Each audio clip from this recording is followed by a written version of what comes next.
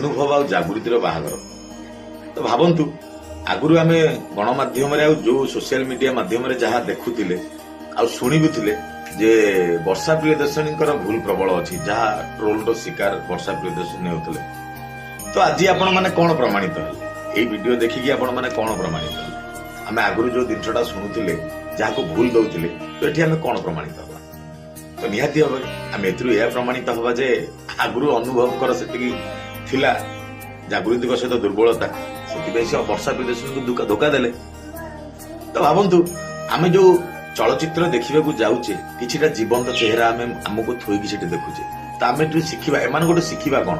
ମୁଁ ଦେଖୁଛି ପ୍ରତ୍ୟେକ ମାନେ ପ୍ରାୟତଃ ଯୋଉମାନେ ଫିଲ୍ମ ଇଣ୍ଡଷ୍ଟ୍ରିରେ ଯାଉଛନ୍ତି ସମସ୍ତେ ଦିଟା ତିନିଟା ବାହା ହେଇଗଲେ। ତ ଭାବନ୍ତୁ ଆମେ ମାନେ ସାଧାରଣ ମଣିଷ କଣ ଶିଖିବୁ?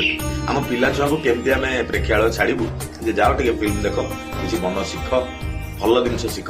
ତ ଆମେ କଣ ଶିଖିବା? ସେମାନଙ୍କ ନିଜର ନୀତିଦିନିଆ ଚଳନୀ ଜିନିଷଟା ଯଦି ଆମେ ତାକୁ କହିବା ଶିଖେଇବାକୁ, ତ ଆମ ପରିବାର ଭାସିଯିବ। ଆଜ୍ଞା, ଏ ଦୁନିଆରେ କୋଉ ଭଳି ଲୋକମାନେ ରହୁଛନ୍ତି ଭାବନ୍ତୁ। ଯୋଉ ଅସଲ ମୁଖା ତାଙ୍କର ଖୋଲି ଯାଉଛି ଯେତେବେଳେ ପ୍ରଥମେ ଚିକଣିଆ ଚେହେରା ଦେଖାଉଛନ୍ତି, ଆମକୁ ଭାରି ଦୁଃଖ ଲାଗୁଛି। ଆଉ ଯେତେବେଳେ ଅସଲ ଚେହେରାଟା ଖୋଲି ଯାଉଛି, ଘୃଣା ହିଁ ଘୃଣା। ସାଙ୍ଗମାନେ, ଏଭଳିଆ ଲୋକମାନଙ୍କଠୁ ଦୟାକରି ଦୂର ରୁହନ୍ତୁ, ଆଉ ଏମାନଙ୍କୁ ଯେତେ ପାରୁଛନ୍ତି ଆଜ୍ଞା ଭୟାନକ ଟ୍ରୋଲ କରନ୍ତୁ।